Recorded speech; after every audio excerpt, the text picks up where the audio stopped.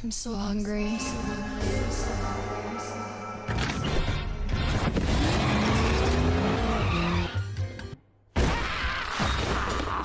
Auntie? Have you eaten yet? If there wasn't grilling before, they gon' be really mad when we hit the floor. Takes a crack to be gorgeous. Starbucks Refreshers Concentrate. Make it your own.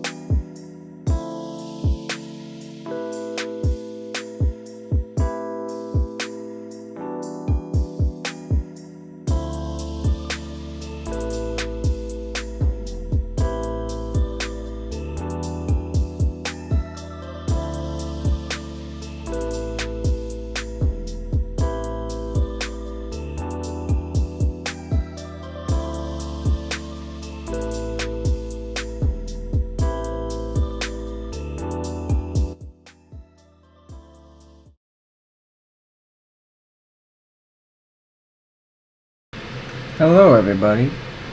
Hope everyone's having a great night and welcome to the Northeast Ohio Sports Show, episode 60. Awesome episode, hit number 60. Hope everyone's having a great night. You can see above and below me certain scores and stuff like that. Awesome to see. That refreshing. It's currently Thursday, July 2nd. 4th of July weekend coming up. I believe I missed last weekend. Sorry about that. I had prior commitments. Was a little busy. Hope everyone had a great week. Obviously, this is a short week, which is really nice for most people, I believe. So most people get off tomorrow like me and we get a day off, which is awesome. We get to see some scores above us from the World Cup, the current scores from the Cleveland Guardians game against the Chicago White Sox. Guardians were up 2-0 and now they're down 5-2, which is no bueno. We are at home, and it looks like it's the bottom of the sixth with 3 people on base. So it looks like they are routing us right now, which is not fun.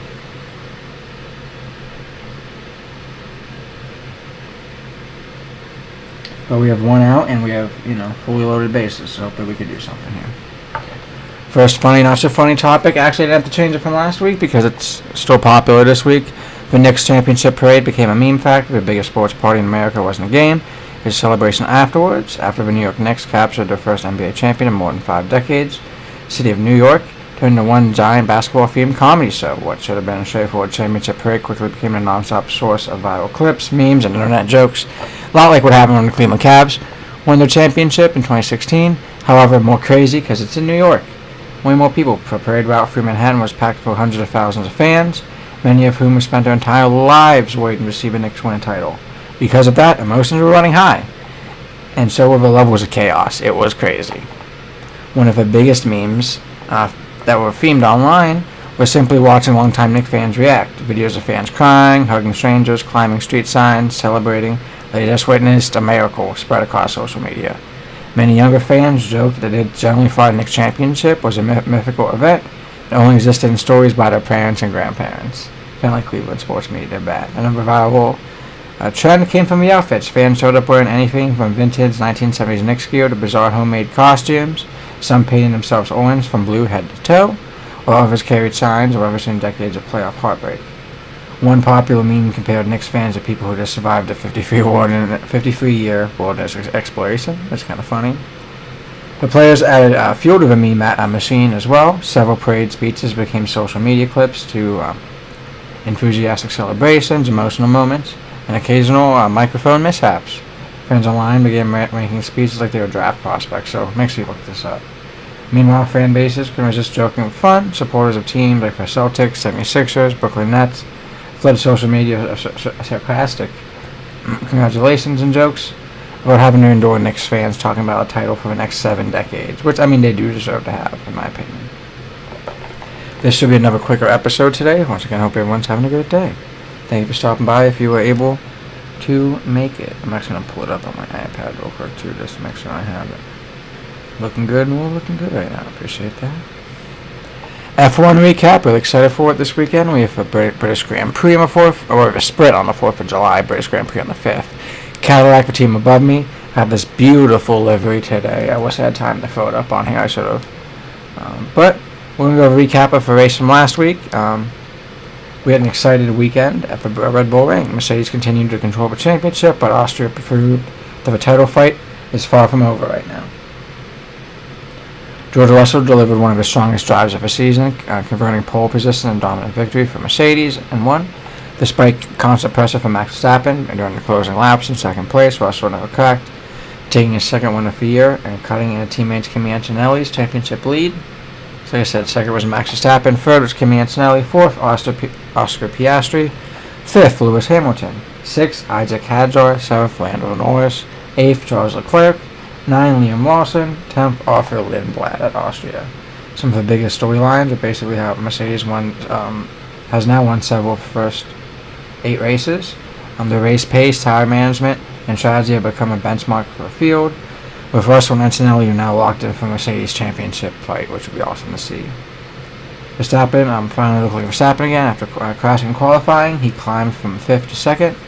Red Bull's latest upgrades appeared to work, giving fans hope they'll become regular contenders again. Ferrari's inconsistent form continues though. Lewis Hamilton finished 5th after winning the previous race and even won the race before. Ferrari struggled with badly with tire overheating and lacked a long run pace compared to Mercedes and Red Bull. And I also think they had like just overall heating issues. I think they had to turn their engines down because of how hot it was in Austria. And I'm not, we see this every year. Unless he crashes a Max, some years the car's bad or he crashes into Lando Norris, yuck.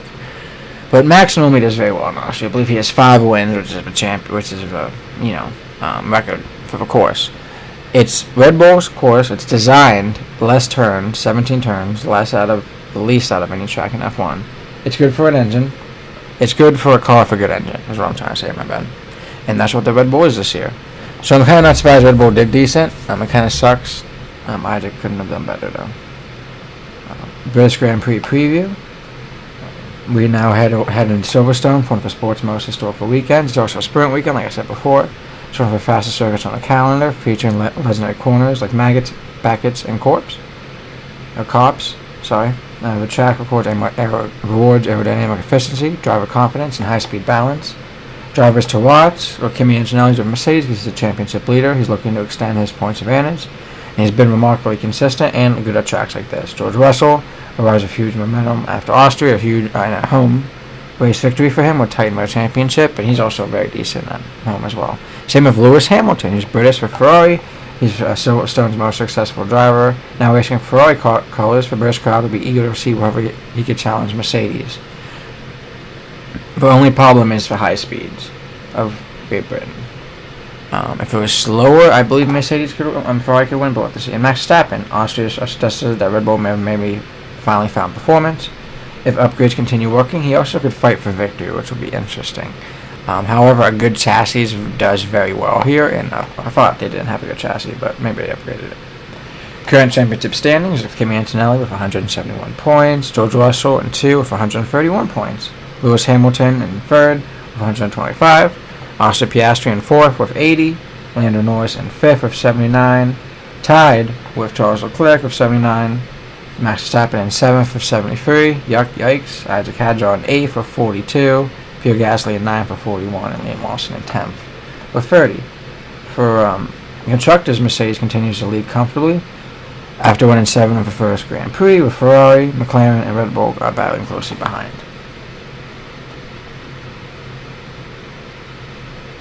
Kind of like I said before, I kind of think Russell and Antonelli have the top momentum, and then probably Verstappen and Lewis after that. Be interesting to see. Cadillac is in 9th because, what race was this? Oh, Montreal? Which one after Canada? Monaco. Aston Martin got a point, so Cadillac's in 11th. And Aston Martin's in 10th with 1 point. Audi in 9th with 2 points. Be interesting to see. The British Grand Prix was established in 1950, 18 terms, one more than Austrian. Yuck, Austrian Grand Prix. Lap record is Max Verstappen in 2020 at a 1 minute, 27 seconds, and .097. Circuit length is 5.891 kilometers, and the total distance of the race of 52 laps is 306.198 kilometers.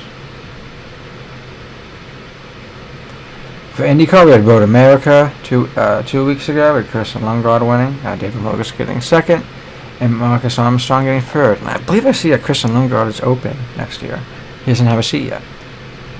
Championship standings is still Alex Palou, David Malukas 60 points behind, Kyle Kirkwood 61 points behind, Kirsten Lundgaard 77 points behind. I'm going to take a sip of water real quick.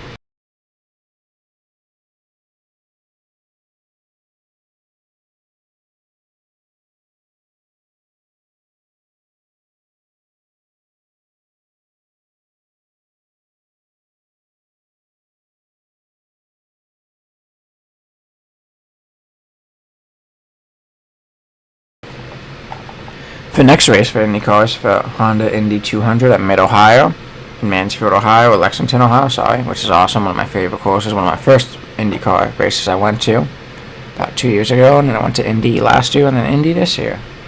500s. But Mid-Ohio is awesome. It's just, during 4th of July weekend. One of the most technical road courses of the schedule. It's a 2.258 mile circuit, features elevation changes, narrowing racing lines, and numerous passing opportunities that reward precision and patience. Normally Palou, Scott Dixon, who I see is leaving Chip Ganassi one day last year, I believe. Maybe it was someone else. Maybe I forget. I don't think it was Ed Carpenter, but it may have been like Ed Carpenter, one of these old timers. When I saw it 2 years ago, my boy Pato Award won, which is cool to see. By the way, the Guardians are now down 3-5. They only got one run out of the bases loaded, which is yikes. And now they're 0 outs, top of the 7th, and Chicago White Sox have a person on first. What to watch for is Alex Palou's response. He needs to win. Kyle Kirkwood has a good speed, though. Kyle Kirkwood topped the recent Mid-Ohio test this season, which is interesting, making one of the favorites heading into the race weekend. Kirsten Lundgaard's momentum. He's been pretty well at these GP courses from Indy, and last week at Mid-Ohio.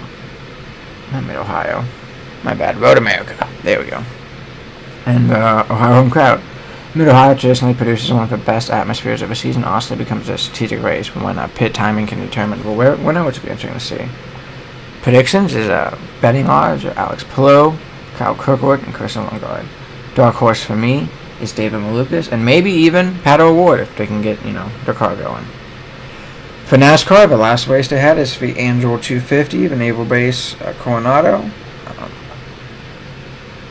which is a really interesting race. I missed talking about that last week. That's why I kept it in here.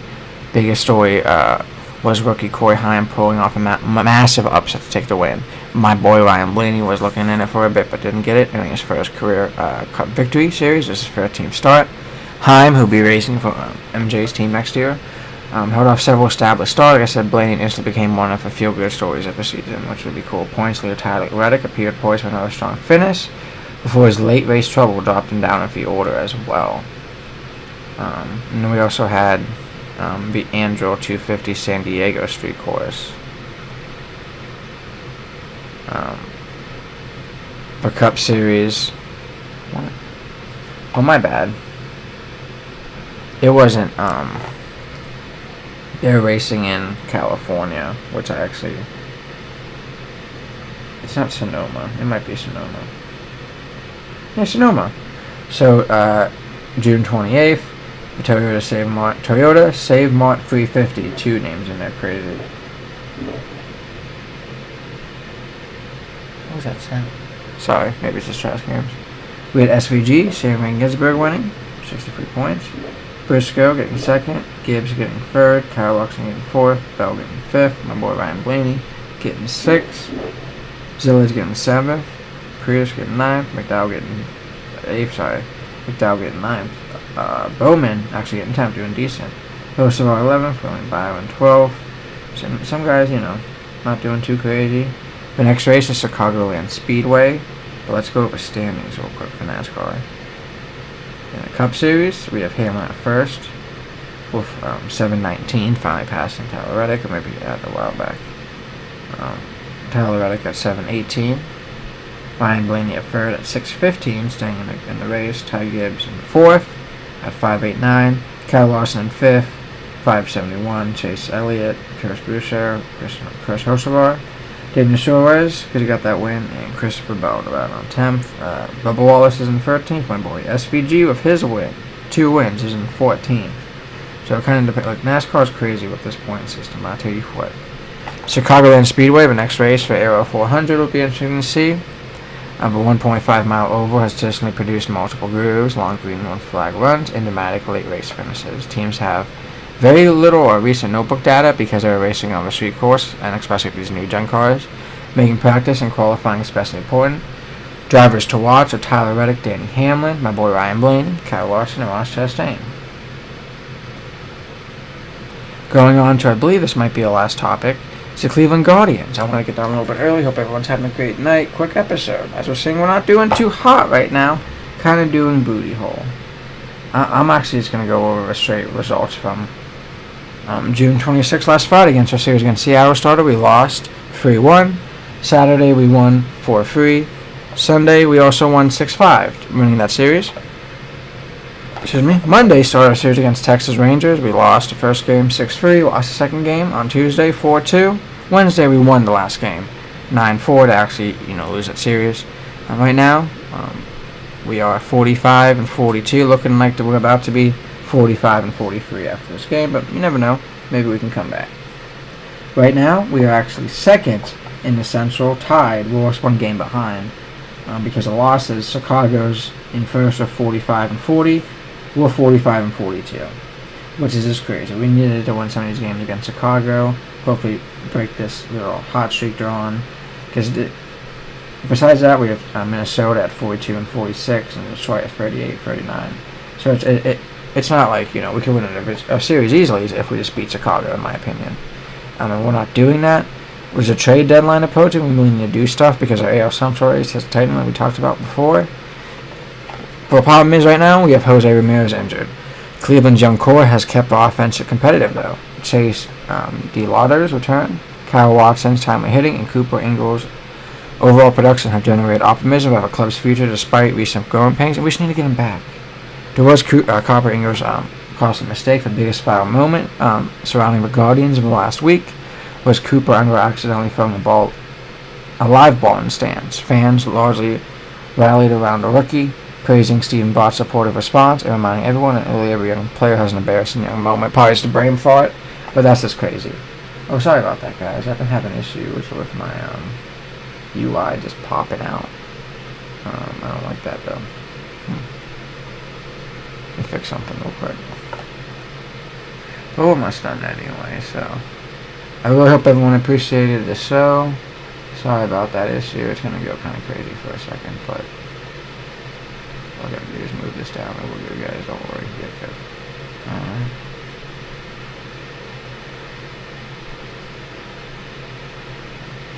My bad. I just need to turn loop on. I hope everyone's having a great night. If you have any questions, make sure you feel free to reach out. We have, drop a comment. I really appreciate all the support. Likes help, subscribe, and it helps out. I know a lot of people working that normally watch the show. So even if you watch later, I really appreciate it. Views help out. Even when you like a view, or sorry, like a video. It's not live anymore. It was live. It still helps out the channel, and I appreciate that. Subscribes help out as well. Make sure you follow us on Facebook as well. That's it. We'll be back here Monday with a news show, and a weekend news show with me. And maybe Tommy. He's been kind of busy because he's working 6 days a week right now. I'm not even kidding. And one of them's Monday. Long hours, so he's on that grind right now. Might be me for a while. I really appreciate everyone, and hope you all